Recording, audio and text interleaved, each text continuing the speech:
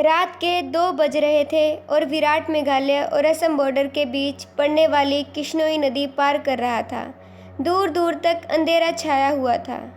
एक गहरे सन्नाटे ने किश्नोई नदी को घेर के रखा हुआ था और उसी नदी के ऊपर काले बादल मंडरा रहे थे, जिन्हें देखकर ऐसा लग रहा था कि किसी भी पल बस बरसने ही वाले हैं।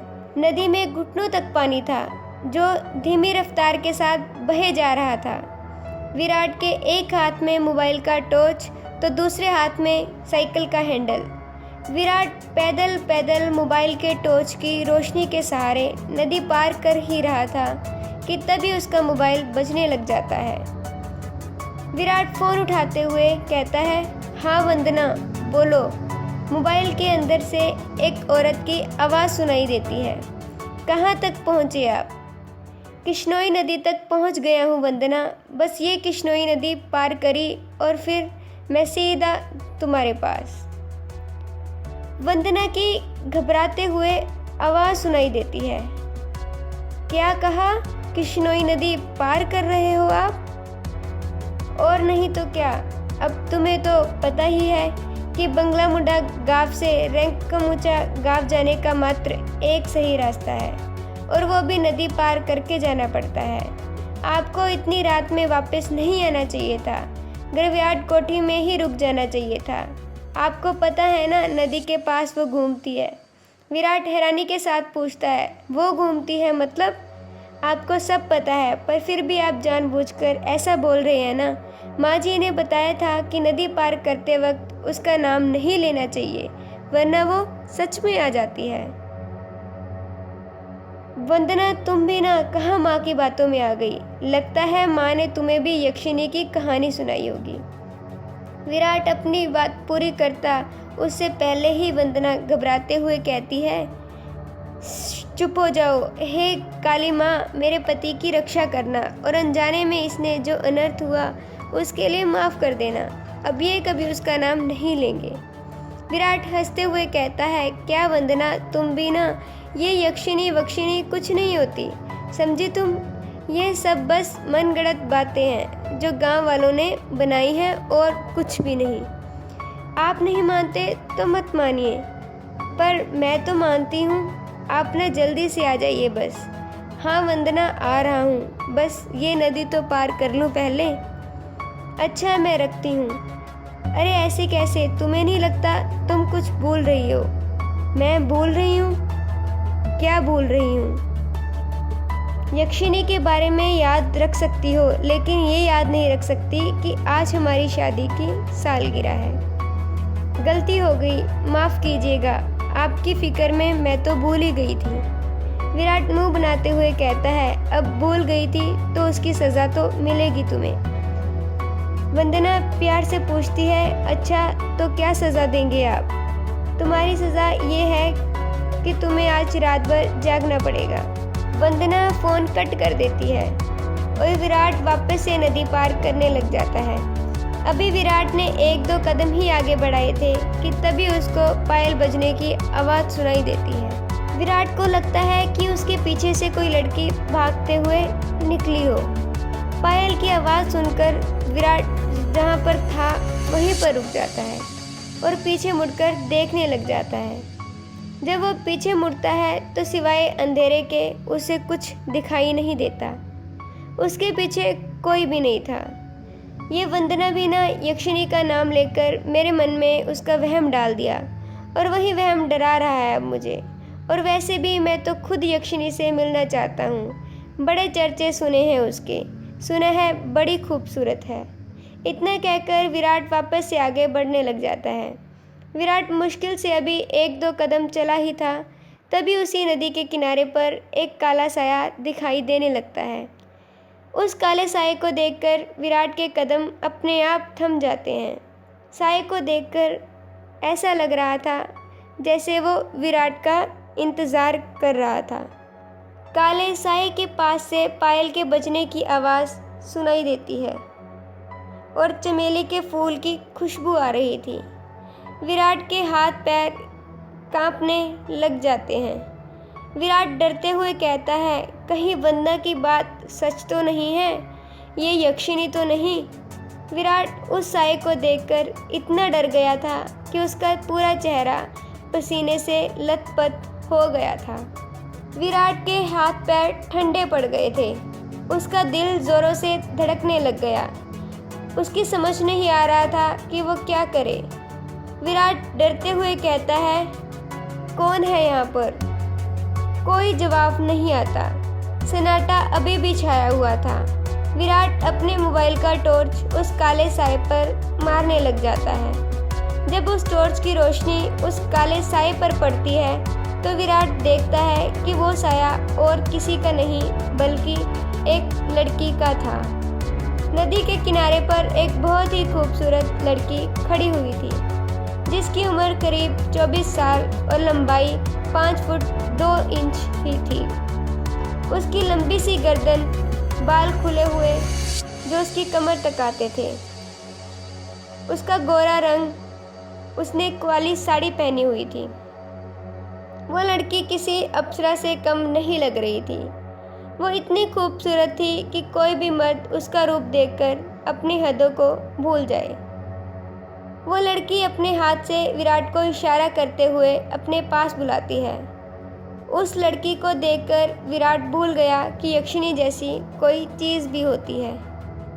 विराट अपनी साइकिल को वहीं छोड़ देता है और जल्दी जल्दी उस लड़की के पास जाने लगता है।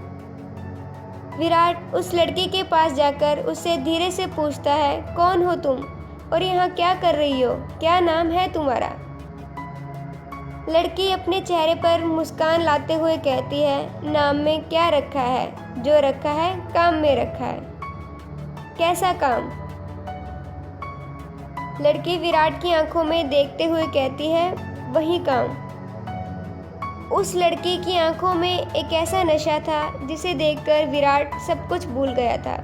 ऐसा लग रहा था जैसे वो उसके वश में आ गया हो। विराट उसे कहता है, हाँ क्यों नहीं, मैं हमेशा तुम्हारे साथ हूँ। विराट उसके साथ रहता रहता बहुत थक गया था, पर उस लड़की के माथे पर थकान की ज़रा सी भी शिकन दिखाई नहीं दे रही थी। उसे अब एहसास होता है कि जैसे वो लड़की उसे अपने वश में कर रही हो।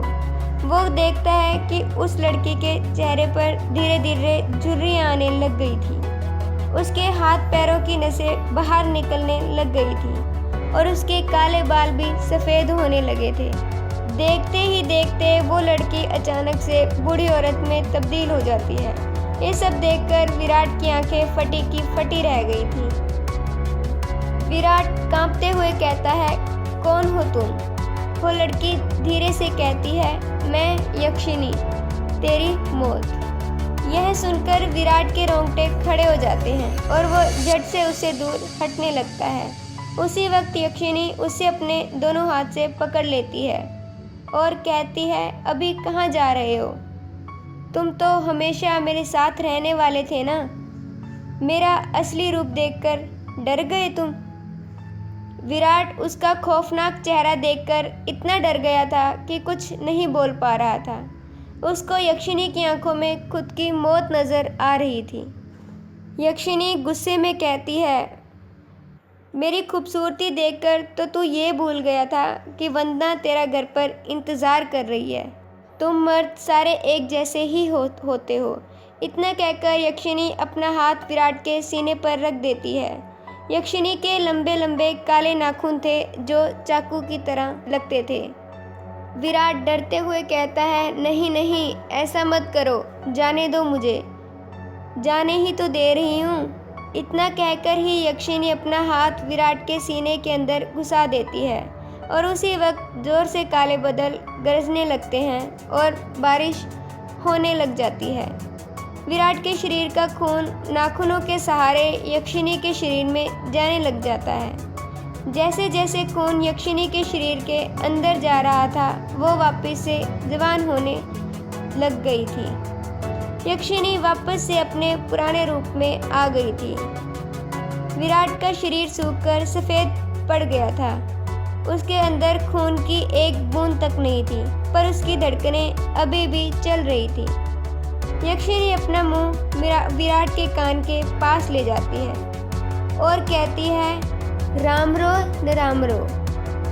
इतना कहकर यक्षिनी अपना खून से सना हाथ विराट के सीने से बाहर निकालने लग जाती है। जैसे ही यक्षिनी अपना हाथ विराट के सीने से बाहर निकालती है, विराट अपना दम तोड़ देता है, क्योंकि यक्षिनी के हाथ में विराट का दिल था जो सिकुड़ चुका था। अगले ही पहल यक्षिनी विराट का दिल लेकर गायब हो जाती है, ठीक उस तरह जिस तरह बारिश की बूंदें होती हैं। टाइपराइटर की बटनें दबने की आवाज़ सुनाई दे रही थी, टक टक टक टक। एक आदमी जो कि कोट पैंट पहना हुआ था, एक बंद कमरे में सफ़ेद टाइपराइटर के ऊपर कहानी टाइप कर रहा था। उस आदमी ने बड़ा सा गोल चश्मा पहना हुआ था। कमरे के अंदर चारों तरफ बुक शेल्फ रखी हुई थी, जिसके करीब बहुत हज़ारों में किताबें पड़ी हुई थी। टेबल के ऊपर ही एक ऐश ट्रे थी, जिसमें कुछ आधी जली तो कुछ पूरी जली सिगरेट और ऐश रखी थी। लेखक खुद से कहता है, चलो ये भाग तो पूरा हुआ, अब दूसरे भाग में वंदना और उसके पति की मौत का बदला लेगी, साथ में यक्षिनी के अभिशाप का पता लगाएगी और उसे इस अभिशाप से मुक्ति दिलाएगी। रीडर्स को बहुत दुख होगा विराट की मौत से, पर क्या करें, मौतें होंगी तभी तो हॉरर कहानी आगे बढ़ेगी। इतना कहकर लेखक एक सिगरेट जलाता है और उसके कश खींचते हुए अपने मोबाइल से किसी को फ़ोन करने लग जाता है। फ़ोन के अंदर से उबासी लेते हुए आवाज़ सुनाई देती है, हेलो, कौन? हेलो जगदीश, मैं वो बोल रहा था कि कहानी तैयार हो गई है। अच्छा सर, आप हैं? क्या कहा आपने? कहानी तैयार हो गई? ये तो बहुत अच्छी बात है सर, पर बुरा मत मानिएगा सर, ये बात आप मुझे सुबह भी बता सकते थे, इतनी रात में कॉल करने की क्या ज़रूरत थी। लेखक सिगरेट का कश खींचते हुए कहता है, क्या कहा, इतनी रात में? आखिर अभी वक्त ही क्या है? लेखक ने इतना ही कहा था कि तभी उसकी नज़र उसके हाथ की पुरानी सी वॉच पर पड़ती है और वो कहता है कि रात के 3:05 हो रहे थे। लेखक अपनी गलती महसूस करते हुए कहता है, अरे 3 बज गए, इतनी रात हो गई, मुझे तो पता ही नहीं चला, मुझे लगा अभी 9-10 बज रहे होंगे। कोई बात नहीं सर, मैं समझ सकता हूँ, आप इतनी लगन के साथ कहानी लिखते हैं कि आपको वक्त का एहसास नहीं रहता। हाँ ये तो है, देखना जब ये किताब आएगी तो लोगों के रोंगटे खड़े हो जाएंगे। रात भर जाकर ये कहानी लिखी है मैंने। वो तो होनी ही है सर, आखिर आपकी कहानी में जान होती है, इतनी जान कि सोए हुए मुर्दों को जगा दे और उनको भी कहानी सुनने के लिए मजबूर कर दे। वैसे अभी जो कहानी आपने लिखी उसका नाम क्या है? इस कहानी का नाम है यक्षिनी, एक डायन। मोबाइल के अंदर से हैरानी के साथ आवाज़ सुनाई देती है, क्या कहा सर, यक्षिनी? हाँ यक्षिनी। क्या हुआ, तुम इतना शौक क्यों हो रहे हो? सर मैंने सुना है ये जो यक्षिनी है ये आपके गांव के पास जो किश्नोई नदी है वहाँ पर घूमती रहती है। हाँ तो सर आपको डर नहीं लगता? जिस गांव में यक्षिनी घूमती है वहीं पर रहकर आप उसी के बारे में कहानी लिख रहे हो, अगर उसने आपको कुछ कर दिया तो? जगदीश, यक्षिनी इतनी बुरी नहीं होती जितना गांव के लोग और तुम सब समझते हो। मतलब ये यक्षिनियाँ बहुत अच्छी भी होती हैं, इतनी अच्छी कि दूसरों की खुशी के लिए अपना सब कुछ कुर्बान करने के लिए तैयार हो जाएं। पर कभी कभी ज़िंदगी में कुछ ऐसी घटना घटती है कि वो अपनी पूरी ज़िंदगी बदल जाती है। कैसी घटना सर? मैं कुछ समझा नहीं। पौराणिक मान्यताओं के अनुसार हमारे ब्रह्मांड में अनेक लोग हैं जिसमें देवी देवताओं, सुर असुर, राक्षसों का वास होता है। इन सभी लोगों की दूरी पृथ्वी से अलग अलग है। कहा जाता है कि इन सभी लोकों में विष्णु लोक सबसे ऊपर है और सबसे निचला लोक यक्ष, यक्षिनियों और अप्सराओं का है, जो पृथ्वी से सबसे नज़दीक है। जो लोग पृथ्वी के सबसे नज़दीक हैं उस लोक के देवी देवताओं की पूजा करने से वो देवी देवता जल्दी प्रसन्न हो जाते हैं। जगदीश बीच में ही बोल पड़ता है, ऐसा क्यों सर? उस लोक के देवी देवता जल्दी प्रसन्न क्यों हो जाते हैं? क्योंकि लगातार ठीक दिशा और समय पर किसी मंत्र की साधना करने से उन देवी देवताओं तक तरंगे जल्दी पहुंचती हैं। यक्ष यक्षिनियों के लोक में से एक यक्षिनी द्वार युग के अंत में पृथ्वी पर आई थी, जिसको एक अभिशाप मिला था, एक ऐसा अभिशाप जिसने उसकी सारी जिंदगी बदल दी। कैसा अभिशाप सर? आप किस अभिशाप की बात कर रहे हैं? और उसे ये अभिशाप किसने दिया था। अभी के लिए कहानी इतनी ही। अगला एपिसोड देखने के लिए चैनल को सब्सक्राइब करें और बेल आइकन ज़रूर दबाएं।